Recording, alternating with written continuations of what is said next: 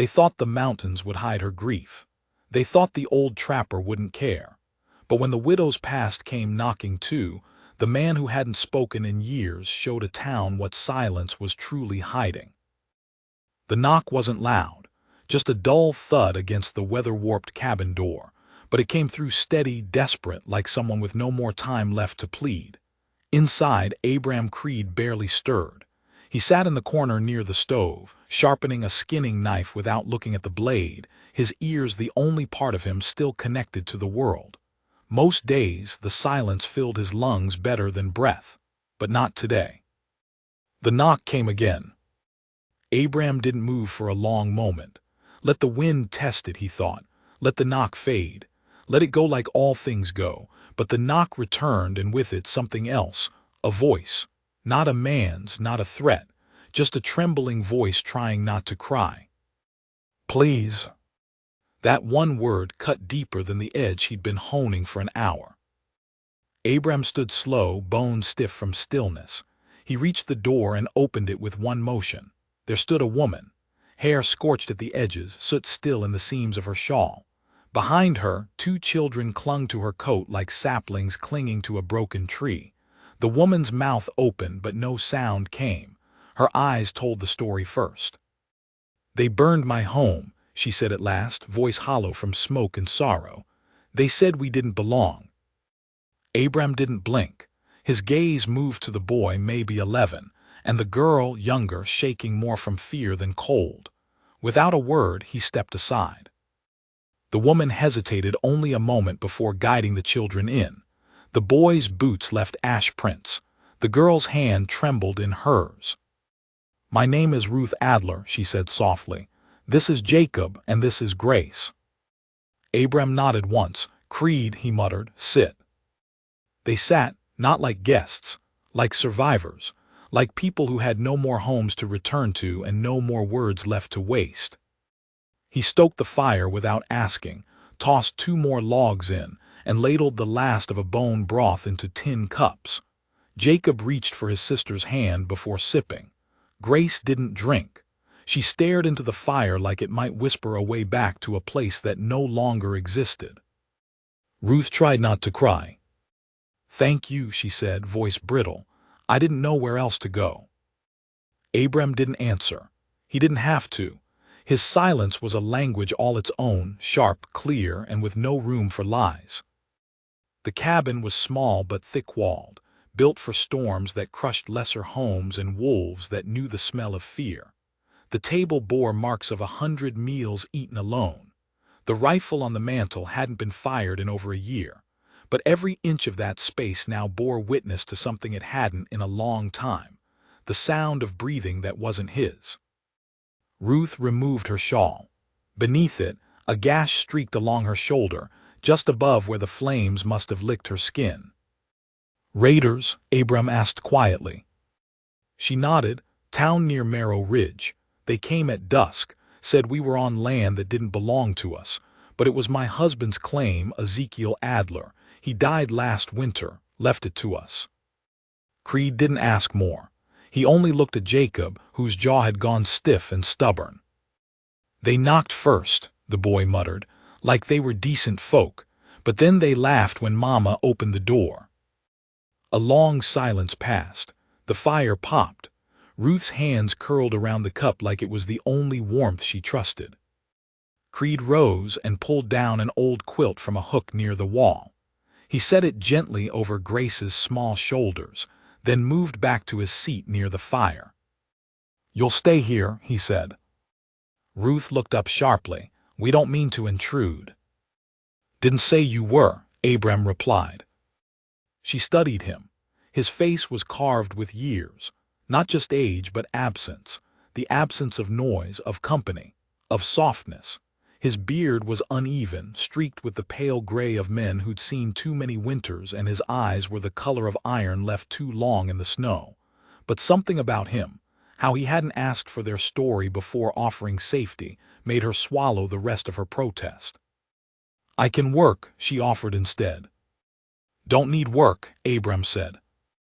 Then I'll be quiet. That more than anything made his lips twitch. Not a smile, not really, but something shifted, something almost forgotten. "Do what you like," he said. That night the wind howled over the ridgeline like it had lost something it would never find again. Inside the cabin, Jacob curled up near the stove. Grace fell asleep against her mother's chest. Ruth sat at the table, hands clasped, eyes closed in a prayer she couldn't find words for. Abram watched it all from the shadows. He didn't sleep. And sometime past midnight, he rose and stepped out onto the porch. The stars were clear. The sky was cruel in its beauty. He stared toward the west, where Marrow Ridge lay hidden behind black pines and gilt. "Burned it all," he muttered to no one. Because Marrow Ridge had a sheriff, and Abram Creed knew him. Morning broke cold but clear. Ruth rose early, sweeping the small space with practiced hands. Her movements were quiet, intentional, the kind of quiet learned from grief. She noticed the way Abram had already chopped enough wood for 3 days, how he left his share of stew untouched until the children had eaten, how he never asked where Ezekiel was buried, but his silence made room for healing. Jacob followed Abram that morning, helping with traps. The boy didn't complain, even when his fingers numbed or the snares snapped hard enough to sting. "You don't talk much," Jacob said at one point. Creed glanced at him. "Don't need to." Jacob didn't press, but that night he sat a little closer to Abram by the fire. It was Grace who first made him smile, a real one, small but real. She found his carving knife near the woodpile and handed it back with both hands like it was treasure. "You dropped this," she said. Abram looked at her like she'd handed him something far more fragile. "Thank you." Ruth watched the moment in silence, and something in her heart clenched. The second night they shared stories, not about the fire, not yet, but about the land, the wolves, the sound of wind when it moved just right through frozen branches. Grace laughed. Jacob asked questions. Ruth smiled. Abram listened. But on the third day, something changed. A sound came over the ridge, not like wind, not like animals' hooves. Jacob saw them first. He rushed to the cabin panting, riders, 2 of them, coming fast. Abram didn't panic. He moved with quiet purpose. He pulled down the rifle, checked the load, stepped onto the porch and stood like a statue carved from ice. The riders slowed as they approached. One of them wore a badge. "Creed," the man called out, voice smug. "You got guests." Abram didn't answer. "We're just checking on things. Heard something about squatters near the ridge. Thought we'd lend a hand." Ruth stepped into the doorway. The rider grinned. "Ma'am," he said, tipping his hat, "didn't know you had family up here." She didn't speak. She didn't have to. Jacob stepped between her and the rider. "We're not squatters." The man's smile thinned. Creed raised the rifle, slow and steady. "That all you came to say?" The badge-wearer's hand twitched near his hip, but he thought better of it. "We'll be back," he said coldly, "with questions." Creed did lower the gun until the riders vanished behind the trees. Inside, Ruth's hands shook as she tried to hide the fear. "They're not done," she whispered. "No," Abram agreed, jaw clenched. "They're not." And for the first time in years, the man who had chosen silence felt the old weight of purpose settle in his bones again. He turned to Ruth. "If you stay, you'll have to fight." Ruth looked at her children, then at the man who'd taken them in without asking for anything. "Then we stay." Creed hadn't held a gun in 5 winters, not with intent. He'd cleaned it, sure, oiled the parts, sighted the scope now and again on distant trees when boredom crept into his cabin. But lifting that rifle with men in front of it, that had been a line he hadn't crossed in a long time. The last time, in fact, had been the day his brother bled out under a sky much like this one, split open by a bullet that came from a man who wore a badge too. Since then, silence had been Creed's weapon of choice. But now something else stirred. Not just the echo of what was done to Ruth, but what might come for Jacob and Grace next. He said little that evening, retreating back to his sharpening stone, the sound of steel on stone ticking like a slow clock in the corner of the room. Ruth sewed by candlelight, patching a tear in Jacob's coat. The children played near the hearth with a set of carved wooden animals Creed had long forgotten he'd made. The silence between them all wasn't heavy anymore. It was a waiting kind of quiet, the kind that comes just before lightning strikes. "What did you mean?" Ruth asked suddenly, not looking up from her stitching. "When you said if we stay, we'll have to fight." Creed Stone paused. "Men like that don't leave things unfinished," he said after a moment. "They saw you here. That means they'll come back, maybe with more, maybe worse." "But why?" she asked, voice low. "We've done nothing, we just wanted to survive." Creed looked at her then, long and quiet. "Because folks like them don't want survivors, they want obedience. And you're still breathing." Jacob tensed at that. His young jaw worked in quiet fury.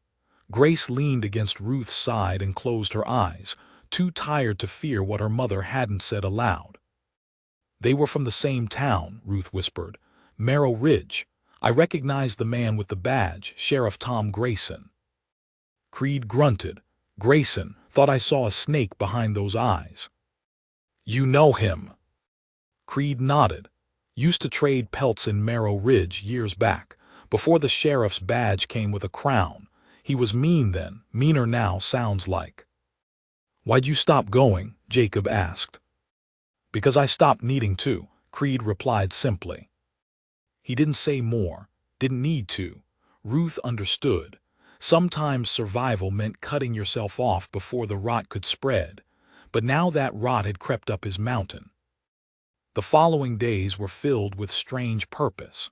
Ruth insisted on helping, gathering herbs, boiling water, even scrubbing the old bear traps with vinegar until they gleamed like teeth. Jacob learned quickly. His hands weren't as strong as Creed's, but he paid attention, and the trapper noticed. Grace followed Ruth like a shadow but slept sounder each night beneath the quilts by the fire. Creed began checking the perimeter more often. He taught Jacob how to look for fresh tracks, how to tell the difference between elk and men, how to listen past the wind. On the fourth morning, just before dawn, they found something new, boot prints near the creek, too fresh to belong to a trapper. Creed knelt low, touching the dirt. "For men," he muttered, more to himself than Jacob. "Heavy step, not hunters, these are watchers." Jacob swallowed. "They're already here." "They're planning," Creed said, "testing how close they can get before we notice." They returned to the cabin with urgency in their bones. That night Creed laid out his old gear across the table: knives, bear snares, a battered field map, and a rusted compass he hadn't trusted in years. Ruth helped boil strips of leather to reinforce the cabin shutters. She didn't ask questions anymore. Not about why he had so many traps, not about how many things he'd once prepared for. She just worked. She'd lost one home already. She wouldn't lose another. As the light dimmed and cold crept through the seams of the cabin, Creed pulled Jacob aside. "If I say run," he said flatly, "you take your sister and your ma and head for the northern ridge. There's a cave about half a mile out. You'll be safe there for a day or two." Jacob shook his head. "I'm not leaving you behind." "You'll do what I say," Creed said, voice harder than the boy had heard before. "Ain't bravery to stand where you ain't supposed to. It's stubbornness.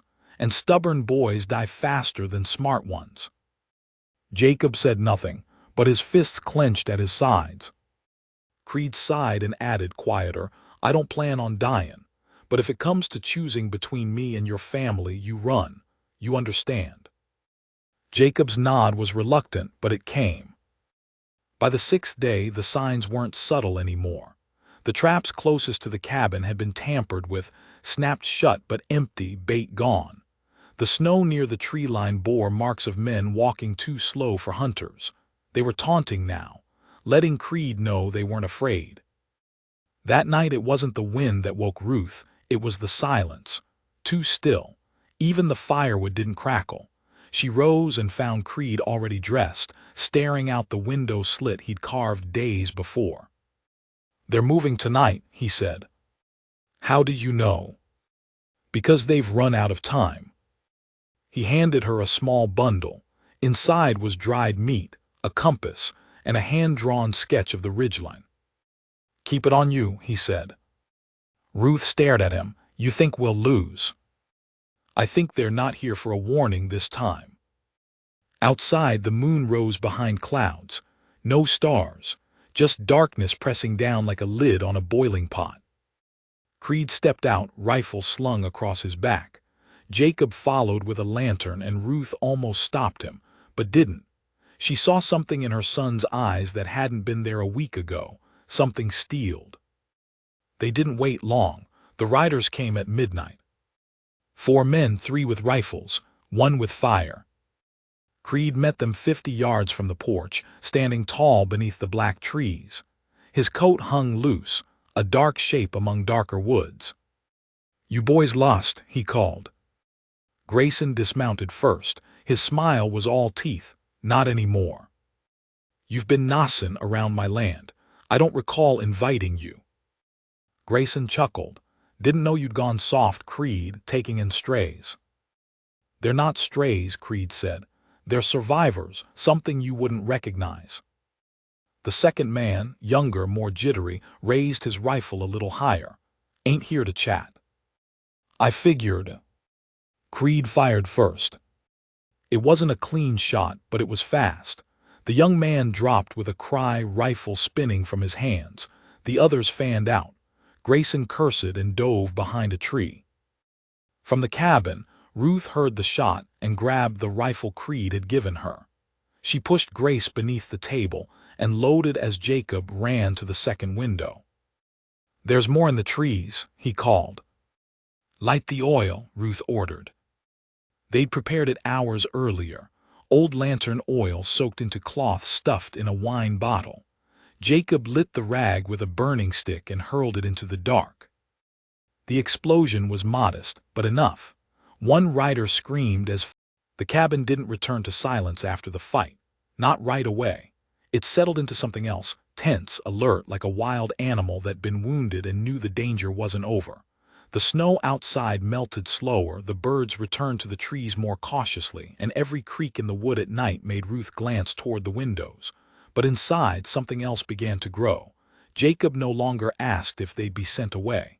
Grace had stopped waking with nightmares. And Ruth had started to hum again as she stirred stew, just softly, like someone testing the edges of peace. Creed didn't speak of the ambush again. He buried what needed burying, not just in the woods but in himself. He kept busy setting new traps farther out, strengthening the cabin doors, cutting longer firewood, but Ruth saw it in him. That weight he carried.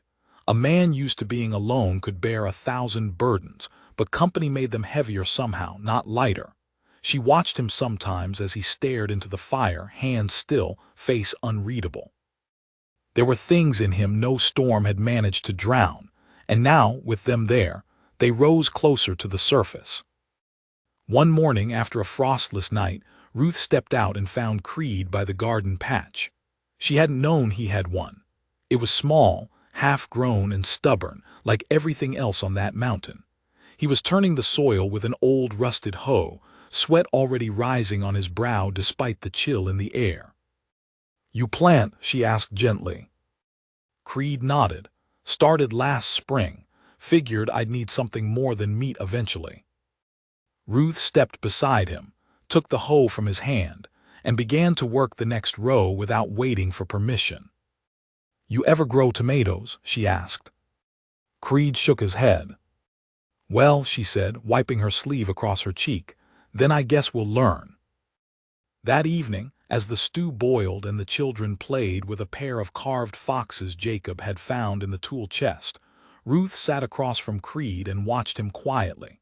She finally spoke as he repaired a worn boot, his hands deft and practiced. You said you used to trade in Merrill Ridge, she began. Was that all you did? He didn't look up. Trapping, hunting, trading. No family. His pause was brief but sharp. Once. I'm sorry, she said. Creed grunted. A long time ago. Ruth's gaze softened. She waited a moment before speaking again. You don't have to tell me, but I'd listen if you did. Creed put down the boot. He stared at the flickering fire for a long while before he spoke. Had a brother, he said. John, younger than me by 2 years, talker. He was the one people liked. Ran a trapline with me, smart, fast, but he trusted too easy. Ruth stayed still, listening. We got caught in a land dispute. Some rancher said we were snaring on his land, though there weren't no fences, no markers. Sheriff came to negotiate. John tried to explain. Didn't matter. Man pulled his gun, said we could leave or hang. He paused, his knuckles went white. I tried to pull John back. He stepped forward, said we had every right. Sheriff shot him in the stomach, let him bleed out in the snow, said it was resisting. Ruth's breath caught. That sheriff was Grayson's older brother, Creed said. Family of rotting wolves in uniforms. I'm sorry, she whispered again, but it wasn't enough. It never was. Creed stood and walked to the door. I ain't told that story in years. Why now? Ruth asked. He turned. The firelight caught the edge of his worn features, and for a moment he looked like a man who'd seen the end of things and turned back. Because you're still here, he said, and I figure it's time someone started talking. That night Ruth couldn't sleep. She sat by the fire long after the children dozed, staring into the dying embers, her mind tracing lines she hadn't drawn in years. She thought of Ezekiel, her husband, how kind he'd been, how steady. He hadn't been brave like Creed. He hadn't had to be. Life had been simple, fields to till, a home to build, children to raise, but the world hadn't stayed simple. And when the fire took their cabin, and the men from town laughed as they watched it burn, Ezekiel's absence became a second death. Now, in this cabin, with a man who had every reason to keep them out, she was learning how to survive again. But more than that, she was remembering how to live. Jacob, too, had changed. He followed Creed more often now, not as a boy shadowing a hero, but as someone learning to walk beside a man instead of behind him. They fished together in the creek, Jacob asking fewer questions and watching more. Creed taught him how to gut a trout, how to knot a snare with only 2 fingers, how to move silent through snow. It wasn't just survival, it was a passing of knowledge, silent and old. One morning, as they gutted a deer together near the edge of the clearing, Jacob finally asked, "Do you think my father would be proud of me?" Creed didn't answer right away. He set down his knife and looked the boy in the eye. "I never knew your pa," he said. "But I know you, and if he was half the man your ma says he was, then he'd be proud you're still here, that you're still standing." Jacob blinked fast, nodded once, then returned to the task with a steady hand. Inside the cabin, Ruth was teaching Grace to sew. The little girl's fingers were clumsy, but her smile was bright, and Ruth praised every crooked stitch. Creed watched from the doorway and said nothing, but his silence felt different now, like it was holding something precious instead of hiding something broken. Then a letter came. Creed found it tucked under a stone near the main trail. No writer, no tracks, just a single sheet of paper folded twice and sealed with wax. He didn't open it right away. He stood in the clearing, the wind pushing through the trees like a whisper of warning. When he did read it, he read it twice. "What is it?" Ruth asked, stepping out onto the porch as he approached. He handed it to her. She unfolded the paper and read the short, slanted script. "We know she's there. The fire was just the beginning. There's more than law in this land, Creed. There's order. Bring her back to face it, or we'll come take her ourselves." It was unsigned. "They're bluffing," Ruth said, voice trembling. "No," Creed said, "they're not." He looked past her, toward the children playing in the dirt. Grace was building a little fort of sticks and stones. Jacob stood guard with a long branch in hand, pretending it was a sword. Creed took a breath. "They'll come soon, and not just 4. This time it'll be more." Ruth clenched the letter in her fist. "We can leave," she said. "Take the cave trail, head north." "No," Creed said. "They'll track you. You don't know the land like I do. You won't last 3 days with children in tow." Then what? She asked.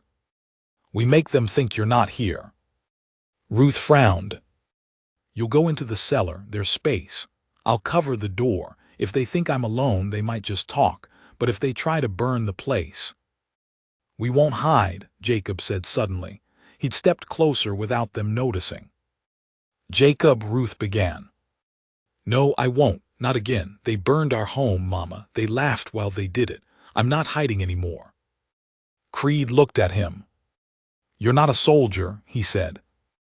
No, Jacob replied, but I'm your son now. That word, son, hit harder than any bullet.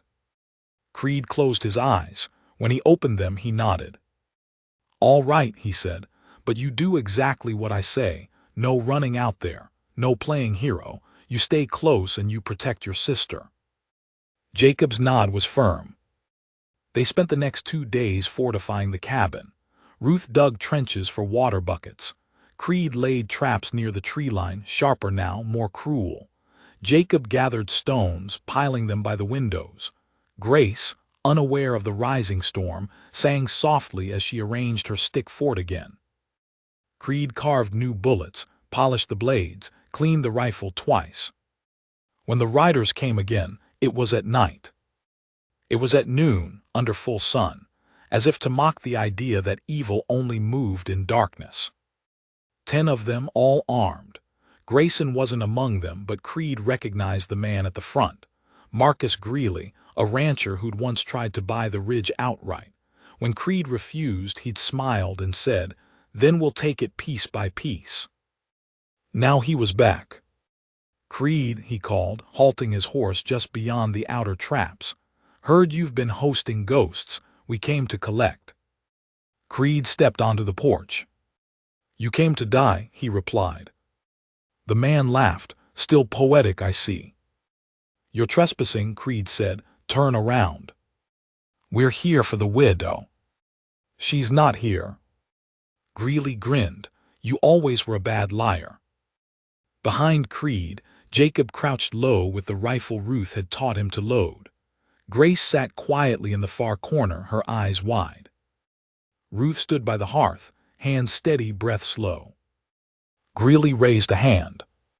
The first torch was lit. The first torch didn't move.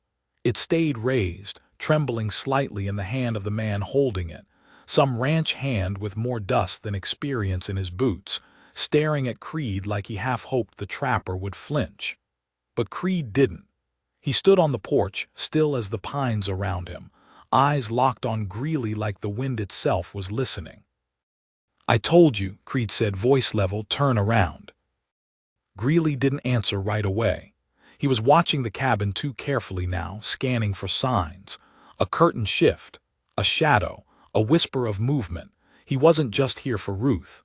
He was here to send a message, to remind the hills that the men down in Marrow Ridge still owned the law and the land beneath it.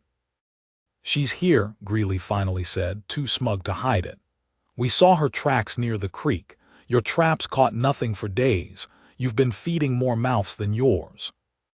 Creed's silence deepened, and it was that silence, not threats, not the rifle in his hands, that made Greeley lean back in his saddle just slightly. The torchbearer looked to Greeley for a signal. Greeley gave none. He was weighing something, not fear, not yet, but unease. "We don't want trouble," Greeley lied. "Just justice, the kind you ran from all those years ago. You're harboring a fugitive." "She's a widow," Creed replied flatly. "And those kids have seen more justice burned into their skin than you ever will. Her husband stole land, claimed it falsely, built on it like it was his, and when he died, she kept it." "Your men burned their home," Creed said. Greeley's eyes narrowed. "So what? Squatters get cleared out. It's the way of the frontier." "No," Creed said, voice like frost. "It's the way of cowards." That was the crack. Greeley's face twitched, the smugness faltered, and the man with the torch took it as a cue. He hurled the flame. The bottle Ruth had placed just under the porch edge burst before the torch hit the ground. Oil soaked into pine shavings and rag stuffing lit in a flash. A wall of flame erupted in front of the riders, catching one of the horses by the flank. It reared, screamed, and threw its rider, who landed hard and didn't get back up. Creed fired once, not to kill but to warn. The bullet shattered the branch just above Greeley's shoulder. The rancher dove from his saddle, rolled into the snow, and screamed orders as he scrambled for cover. From inside the cabin, Jacob and Ruth moved fast. Jacob dragged the bucket line to the edge of the porch, ready to douse flames if they caught. Ruth took her position at the east window, rifle braced against the sill, eyes scanning the trees. Grace, silent and trembling, crawled to the spot beneath the table where Ruth had placed a wool blanket and 2 tin cups of water. Her little hands clutched a wooden fox, its carved tail broken from rough play. The standoff turned to chaos in seconds. 2 riders tried to flank the cabin from the north, pushing through snowdrifts as high as their knees. One of them tripped a wire that pulled loose a snare. A set of spikes Creed had buried under pine branches swung up and caught his horse across the chest. The animal screamed, collapsed, and the rider went flying into the tree line. The second rider made it close, too close. Ruth spotted him and fired. The shot caught his shoulder, spinning him back off his feet. Inside, Jacob breathed hard, counting the bullets like Creed taught him. 5 left, he whispered. Make them count, Ruth said, loading another round. Creed had vanished into the trees by then, moving like smoke. He circled the riders from the west, silent and fast. He knew every tree, every dip in the land, every hollow root and low rock that could hide a man or trip one. He'd laid more traps in the last day than most soldiers did in war. He found one man crouched near a boulder, fumbling with a pistol. Creed didn't shoot. He stepped out and hit him clean across the jaw with the butt of the rifle. The man crumpled, out cold. That made 3 down. Greeley, now behind the fallen tree line, shouted orders. Light the cabin. If we can't drag her out, we smoke her out. Another torch was raised. From inside, Jacob saw it. Mama, he yelled, pointing, they're going to burn us out. Before Ruth could answer, Creed was already moving. He stepped into the open, gun raised, not aiming at the men, but at the bottle in the torchbearer's hand. He fired. The glass shattered midair. The liquid sprayed harmlessly in all directions. The torch sputtered and hissed out in the snow. Then Creed spoke, not loud, not angry, just clear. You light another fire on this land, he said, and I swear the mountain'll bury you before you get a second breath. Something in his voice made the wind hush. Then a new sound came, hooves, fast, from the opposite side of the ridge. For a second, no one moved. Then a rider burst from the woods, a young woman in a tattered green coat, rifle slung across her back. Behind her came 2 more men, older, grizzled, faces grim.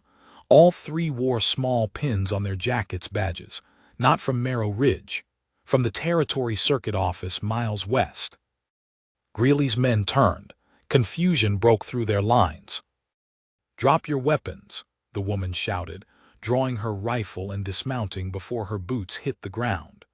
This is Deputy Hale, appointed by the Western Circuit Court. Any man who raises arms is now considered a hostile aggressor on protected land. Greeley swore. How did you find this place? We read the tracks you idiots left, Hale said, stepping forward. We got the letter too, the one sent to warn Creed about your little mob.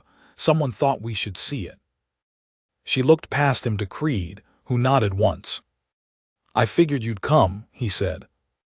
Didn't expect you to hold out this long, she replied, but you always were too stubborn to die quiet. The men behind Greeley dropped their weapons first. One after another, the torches hit the snow. The rifles lowered. Greeley didn't move. Hale leveled her rifle at him. You want to die today? She asked. Greeley spat in the snow, but he dropped his pistol. The tension broke like a drawn bow, loosed into silence.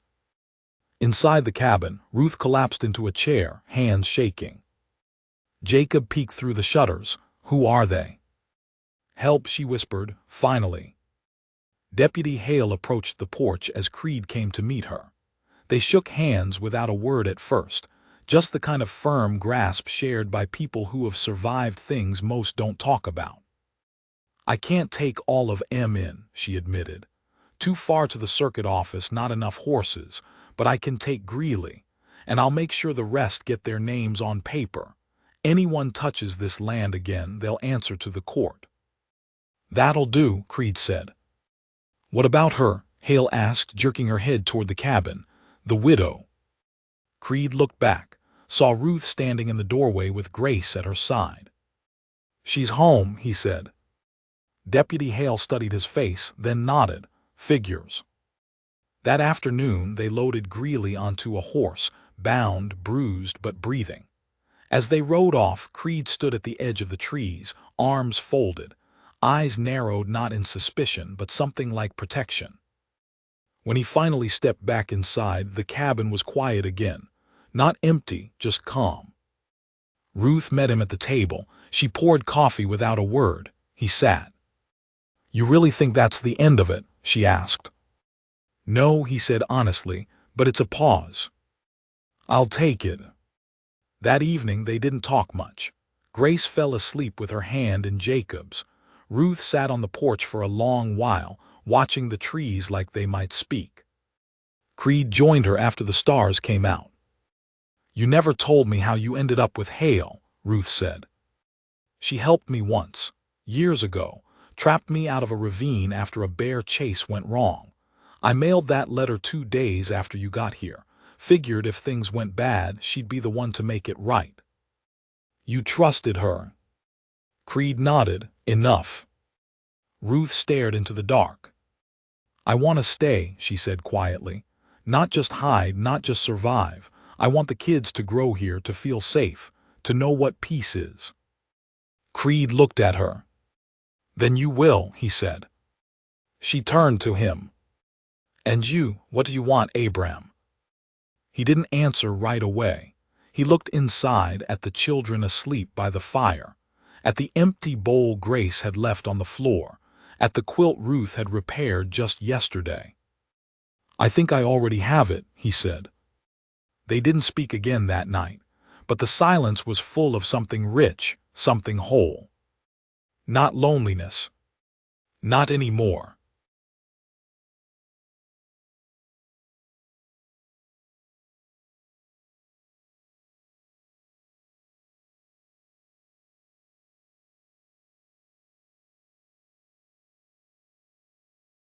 Spring came late to the ridge that year. The snow held its grip longer than expected, crusting the ground in brittle layers that crunched like old bone beneath every step. But beneath that frost, life stirred. Shoots of green pushed through the dark earth by the cabin. The creek thawed, flowing clear and sharp around stones still coated in ice. And in the cabin, a rhythm emerged, not fast, not loud, but sure. It wasn't survival anymore. It was something closer to living. Ruth stood by the small garden in her patched shawl, watching tiny green heads poke through soil she and Creed had turned weeks ago. Beside her, Grace picked at the earth with a stick, narrating the lives of the worms she uncovered. Jacob was somewhere in the woods with Creed, checking snares and learning the paths that wove through trees like veins in an old map. The boy had grown quieter lately, not withdrawn, just more deliberate. He listened harder, thought longer. And Creed, though still mostly silent, spoke more to him than anyone else. Not stories, but lessons, warnings, ways of reading the land and men. Ruth wiped her hands on her skirt and turned back toward the cabin, not because she was tired, but because the quiet felt full now, not empty. She paused in the doorway, looking at the modest wooden structure that had once felt like a place to hide.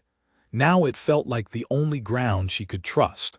A haven built not from stone or faith, but from choices. Inside, the fire was low, kept more for habit than heat. She set to boiling water, mind half drifting. It had been nearly 3 weeks since Greeley was taken. Word hadn't come back from Hale, but Ruth wasn't worried. The kind of justice she carried didn't wear a badge. It lived in how she kept waking up every morning, children safe and bread on the table. That was more than she'd had in a long time. But even as peace settled into their bones, something underneath still watched. Creed felt it first, though he said nothing at first. Just small things. A snare tripped but nothing caught. An owl gone from its usual tree. Tracks near the creek that didn't match deer or fox.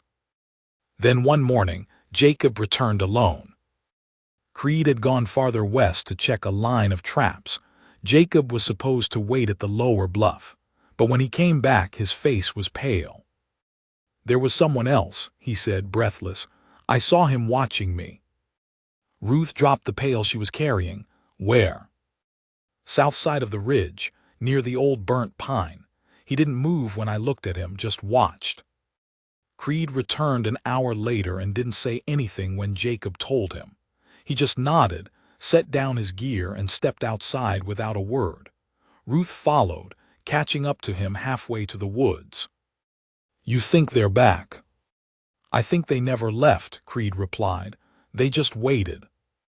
"For what?" "For quiet to settle, so they could make more noise when they broke it." He was right. That night Creed slept with the rifle beside his bed. Ruth laid a knife near hers. Jacob and Grace slept close, unaware of the gathering storm. It came not with torches this time, but with a note, pinned to the door with a knife. "The law's gone, we ain't. You should have given her to us. Now we'll take everything." No signature, no time, just promise. Creed read it once, then burned it. "They won't stop, will they?" Ruth asked, voice flat. "No," he said, "not until someone stops them." Jacob stood in the doorway, fists clenched. "We can fight again." "No," Creed said, turning. "Not like before, that was defense. This time, it needs to be something else." "What are you saying?" Ruth asked. "I'm saying we take the fight to them." She stared at him, stunned. "You want to go to Marrow Ridge?" "I want to finish what they started," he said. "You don't win against men like that by hiding. You win by showing them what it costs to keep swinging." Ruth stepped closer. "And what if it costs everything?"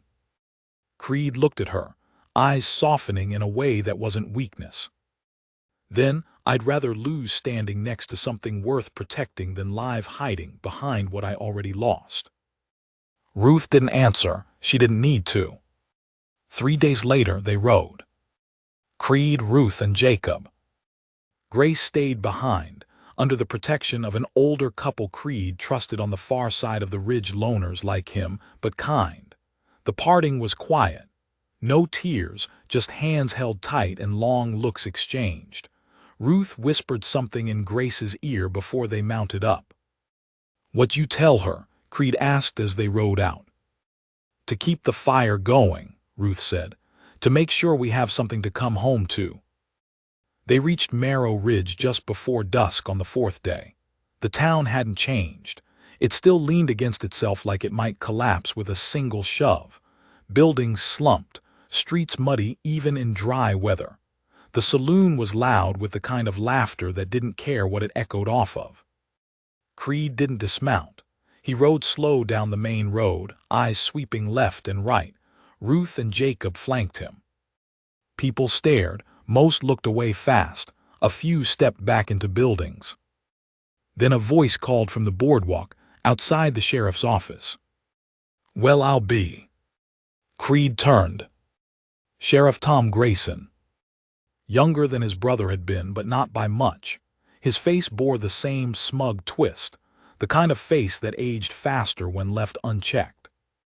"Didn't expect to see you again, Creed," he said. "Thought you were dead or pretending to be." "Not dead," Creed said, dismounting. "But I figured it's time someone made sure you know what that looks like." Grayson laughed. "You bring your girl here to make threats." Creed's voice didn't rise. "I brought a witness. You burned her home, you sent men to kill her, you hid behind Greeley and your badge." Grayson spit near the post. "You got no proof." "I've got scars," Ruth said, stepping forward, "and a child who watched you laugh as everything we had burned." The street was quieter now. People had come to doors, peered through windows. Grayson shrugged. Can't prove what didn't happen. I'm not here for a trial, Creed said. I'm here to say this. If you send one more man up that mountain, if you so much as breathe in our direction again, I will come back here without warning, and you won't see me next time. Grayson's face twitched. That a threat? No, Creed said, it's a promise. Behind him, Jacob's hand hovered near the knife Creed had let him carry. Grayson stepped forward once, then twice, until he was inches from Creed. You think one speech makes you a hero, he said, voice low. You're still a hermit with blood on his hands. Creed didn't flinch. Better blood on my hands than fire in my lungs. Grayson sneered. I should lock you up for causing a scene. You try, Ruth said, and you'll be the one who needs protection. Something shifted in the air then. It wasn't just the townsfolk watching. It was what they weren't doing. No one moved to help Grayson. No one came to his side. Creed noticed it too. You've ruled this place with fear, he said, but fear don't last, not when folks remember they've got choices. He turned, mounted his horse, and looked back once. This is your last warning. They rode out as quiet as they came. No one followed. They returned to the ridge 3 days later. Grace ran from the cabin like her feet had wings. Ruth scooped her up in tears, pressing her close. Jacob hugged them both, then looked to Creed. Do you think he'll listen? No, Creed said, but others did. That night they sat by the fire again. The children laughed. Ruth smiled more than she had in weeks. Creed watched them all, then stood. I've got something to show you, he said. They followed him to the back of the cabin. There under moonlight was a cleared patch of earth, a fence, and 3 stones. Ruth stepped closer. Each stone bore a name carved with care. Jonah's Creed, the first reed. Ezekiel Adler, the second. And the third. Creed pointed at the blank one. For when the time comes, he said, but until then we keep going. Ruth touched the stone. Then she looked at him. We build more than graves here, Abram. We build a future. He nodded. And for the first time, he believed it. The ground stayed soft long after the frost retreated. That year, the mountain held onto its wet skin like a scar too fresh to forget. But for once, the soil gave back. The garden, half dreamed through the cold, now stretched in stubborn green rows. Tomato vines crept upward along the crude stakes Jacob had hammered in. Beans curled into the morning sun like they'd been waiting for warmth all their lives. And every day before first light, Ruth stepped barefoot into the field to check on what they were growing. She didn't speak while she worked, not because she was tired, but because quiet had become sacred. Inside, Grace hummed as she set spoons on the table, always 3 long ones too small. Jacob came in dusted with creek mud, a bucket of trout swinging at his side. He'd degrown a full inch since winter, though he still walked light like the ground might give if he stomped too hard. And in the corner, as always, sat Creed, sharpening a blade, fixing a strap, carving another piece of firewood into something gentle. This time a rabbit, tiny ears curled in stillness. Grace would name it by supper. They were a rhythm now, not loud, not perfect, but whole. Still, the quiet never fooled Creed. He knew what peace felt like, but he also knew what came just before the storm. It started again the day Hale returned. She came alone this time, coat wet from a hard ride, face drawn and tight. Ruth was in the garden when she heard the hooves. She stood fast, brush knife still in hand. Creed was already on the porch by the time Hale dismounted. "Didn't expect to see you this soon," he said. "Didn't want to wait," Hale answered. She looked around, then dropped her voice. "We need to talk." They stepped inside, closing the door behind them. Ruth followed, wiping her hands on her apron. Hale didn't sit. "I took Greeley to the court office. Gave testimony, brought your statement too," she said to Ruth. "They listened. They filed charges. Arson, unlawful aggression, attempted murder." Ruth's hands clenched. "But the judge," Hale went on. He said without more witnesses it's too thin. Greeley claims you started the fire yourself. Claims Creed lured him there under false pretenses. Creed stared unmoving. What about the others? Ruth asked. The men with him. Gone, Hale said. Scattered, vanished like cowards do. Jacob, listening from the loft, clenched his fists. He's coming back, isn't he? Ruth whispered. Hale nodded. He's coming with more this time. He's pulling in favors. Hired guns. Mercenaries, maybe. Said if the law won't help him, he'll make his own. Creed looked at the fire for a long moment, the flames flickering in his eyes like they were whispering something only he could hear. How long? He asked. A week, Hale said, maybe less. She dropped a small rolled paper onto the table, a map. He'll take the South Pass, that's the fastest, but he'll expect you to watch that, so he might split his group, use the old timber trail. Creed traced the trail with a finger. You came alone? He asked. Hale nodded. If I bring more, it tips him off, but I'll send a signal once you're ready. There's a tower firekeeper near Bitter Bluff. He owes me. Good, Creed said. Then we hold them here. Hale's eyes flicked to Ruth, then back to Creed. You're sure about this? No, he said, but I'm certain I won't run. Hale's lips twitched, still stubborn. Still alive, he replied. That night they lit no fire. The cabin sat dark and still while the forest breathed heavy around it. Grace slept between Ruth and Jacob on the floor. Hale took the loft, her rifle across her chest. Creed sat outside, wrapped in his coat, listening. It was coming, he could feel it. Not in the wind, not in the trees, in his bones. The way old pain tells you rain is near. But this wasn't rain, this was war. In the morning they dug. Not graves, not yet. They dug trenches, cleared brush, hauled stone to fortify the outer wall. Creed showed Jacob how to pack mud between logs to create fire breaks. Ruth hauled water from the creek, every muscle in her arms burning. Hale drew up plans with sticks in the dirt, then redrew them as the terrain changed. They laid traps not just for men but for horses, spikes buried under moss, nets hidden in trees, tripwires that led to noise, smoke, confusion. Creed's old snares came out from storage, brutal, simple, effective. He taught Jacob how to set them, taught Ruth how to spring them. Even Grace helped, carrying bundles of brush and stone in her little arms, face set like a soldier's. On the 5th day, Hale sent the signal. A strip of red cloth tied to the old spruce at the edge of the ridge. The firekeeper would light his signal flame the moment he spotted Greeley's riders. That would give them hours at best. That evening they sat around the table. No one ate. No one said grace. Words felt too fragile. Finally, Ruth spoke. If we don't make it. Creed cut her off. We will. She looked at him, eyes fierce. But if we don't, Jacob needs to know he was enough, that he was brave, that his father would be proud. He already knows, Creed said. Jacob blinked fast and turned away. Grace climbed into Ruth's lap and curled there, silent.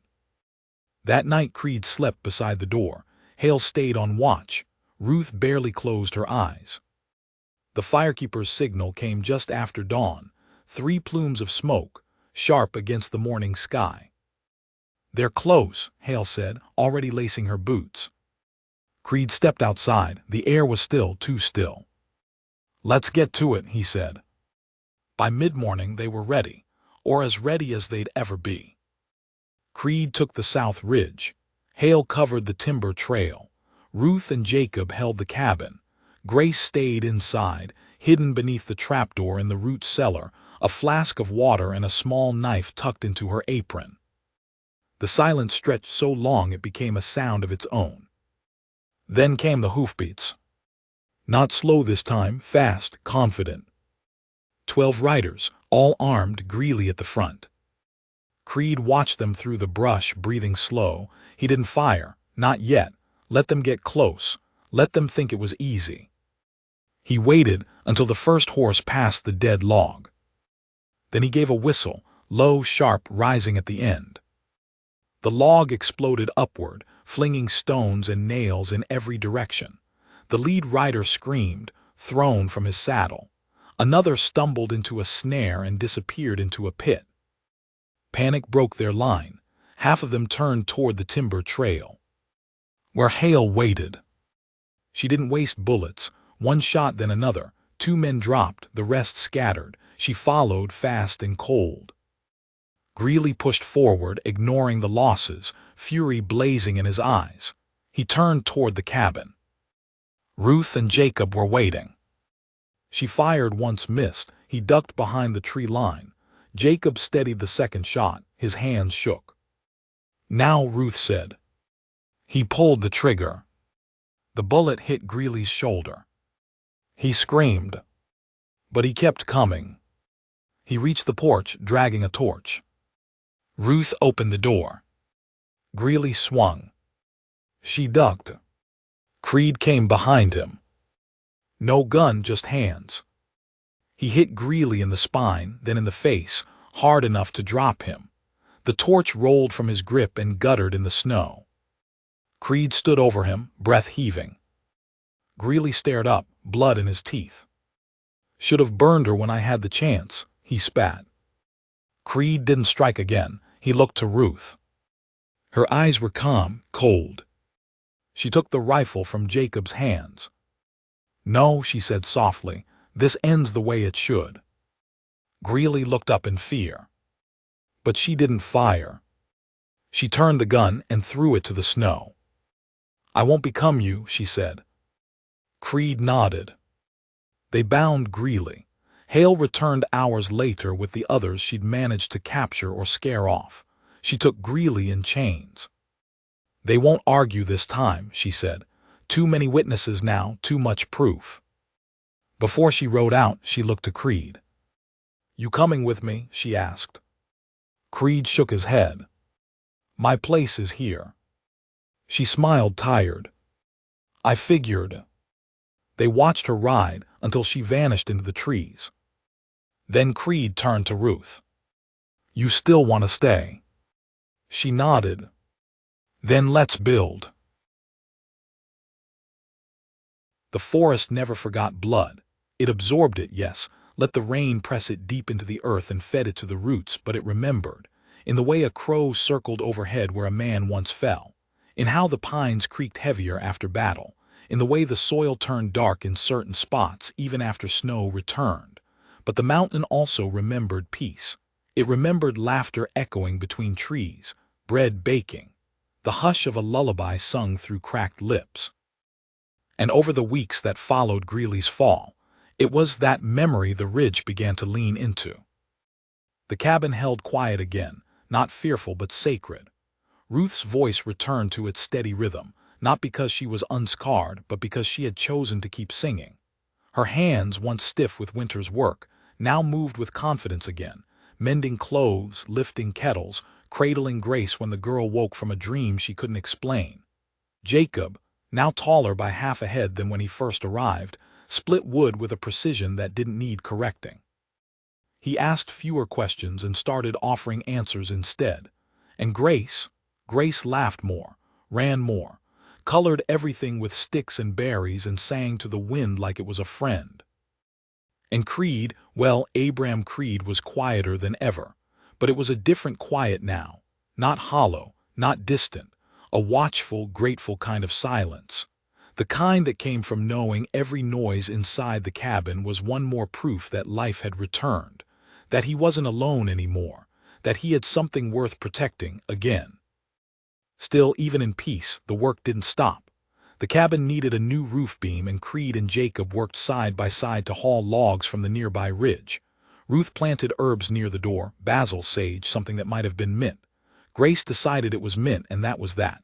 She named the patch Ezekiel's garden, in honor of the father she barely remembered but still asked about sometimes. Ruth told her stories, soft ones, not the ending, not the fire, just the kind ones, the before. Creed listened when he could. It was in those moments, standing by the porch or sharpening tools nearby, that he heard the voice Ruth rarely used around others, A storytelling voice. A memory keeper's voice. It made him ache, though not in a way that demanded retreat. It made him stay. The news from Marrow Ridge trickled in slowly. Hale wrote once, a letter folded neatly and pinned with a silver coin. Inside were the details: Greeley sentenced to 20 years hard labor. No parole. Several of his hired guns had been tried as well, less time but enough. Sheriff Grayson, while never directly charged, had quietly stepped down. No longer sheriff, no longer feared, no longer anything worth running from. Creed handed the letter to Ruth without a word. She read it twice, once with her lips moving, once in silence. When she finally looked up, her eyes were steady. "I don't feel relief," she whispered. "Not really, just like something that used to chase me stopped running." Creed nodded. "That's peace," he said. "Not loud, just absence." That night, as the fire burned low, Ruth watched Creed for a long while before speaking. "Do you miss being alone?" she asked. He didn't answer immediately. He poured himself a cup of coffee, then one for her, sat across the table and let the quiet stretch. "No," he said finally. "I miss the idea of it, the simplicity, but not the truth of it. Truth was I wasn't alone, just left behind." Ruth looked at him, then down at her hands. "Ezekiel left a coat hanging by the door," she said. "Even after he died, I'd reach for it in the mornings, just for a second, like he might have been out back, like he was coming in from the shed. I think I wore that lie longer than I wore grief." Creed didn't speak. "I think I'm ready to stop reaching," she added, voice smaller now, "to stop lying to the silence." Outside, the wind shifted. It didn't howl, it didn't rise, it just moved, soft and slow like breath. Creed stood, walked to the hearth, and adjusted the flame. "You already stopped," he said. A few days later, Jacob came running up from the lower path. "There's someone coming," he called, winded. "Not fast, one horse." Creed moved to the edge of the porch, hand resting on the post, not on his rifle. Ruth followed, wiping flour from her hands. The rider emerged just minutes later. An old man, hunched in the saddle, eyes sharp beneath a wide-brimmed hat. He rode with the ease of someone who'd crossed half the territory without ever asking for permission. Creed recognized him before the man even dismounted. "Jonas Tallow," Creed said flatly. "You're a long way from Ashcliff." Jonas swung off the horse, slow and careful. "And you're a long way from the grave I figured you'd be in." Creed didn't smile. "What brings you here?" Jonas looked past him, at Ruth, at the cabin, at Jacob, who now stood beside the door with Grace peeking from behind his leg. "Heard something happen," Jonas said. "A widow, some fire, whole mess of lawmen tangled in it. Thought I'd ride by, see if it was just another story." "It's over," Creed said. "Whatever story you heard." Jonas raised an eyebrow. "That's so." Ruth stepped forward then. "Who are you?" "Someone who owed your trapper a favor," Jonas replied. "Long time ago, paid a debt once. Thought maybe I'd pay it forward again."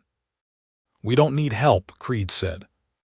Jonas smiled slow. "I didn't come to help." He pulled a small package from his saddlebag, set it on the porch. "Just brought seeds," he said. "Heard you had a garden now, figured you'd want squash come fall." Creed stared at him. Then slowly, he reached for the package and took it. "Appreciate it," he said. Jonas nodded, tipped his hat to Ruth, and mounted again. As he turned back toward the ridge, he called over his shoulder, "Don't die old, Creed, die busy." They watched him vanish into the trees. Ruth shook her head with a soft smile. "Friend of yours?" "Not really," Creed said, "but a better man than most." That evening they planted the seeds together. Ruth laid them in gently. Jacob watered. Grace named each row. Creed dug the lines. It wasn't complicated, but it was real. Later, Ruth sat on the porch while the children played in the yard.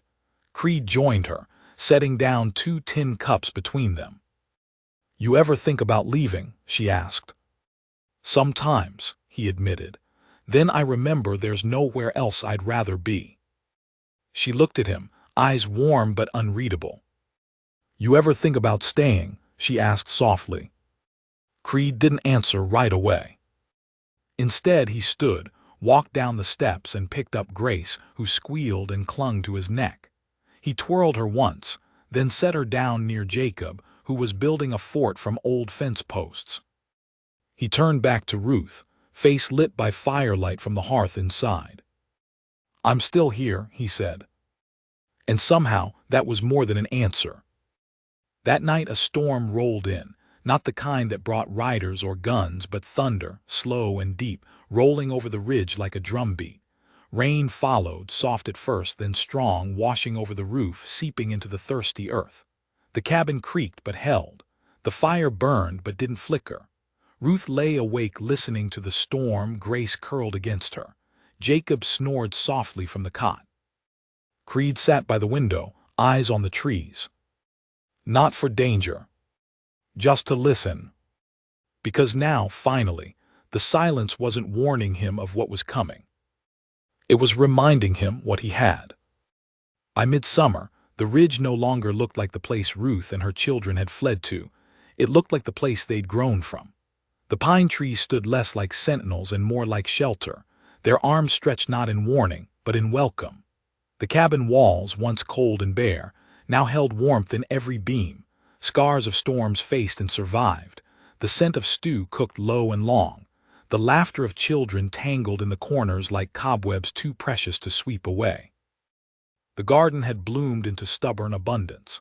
Tomato vines drooped heavy, peas hung like ornaments along their trellises, and Jacob, who'd once flinched at shadows in the trees, now chased rabbits from the lettuce rows with a shout and a grin. Grace had taken to naming each of the larger squash, then scolding anyone who tried to pick them before she said they were ready.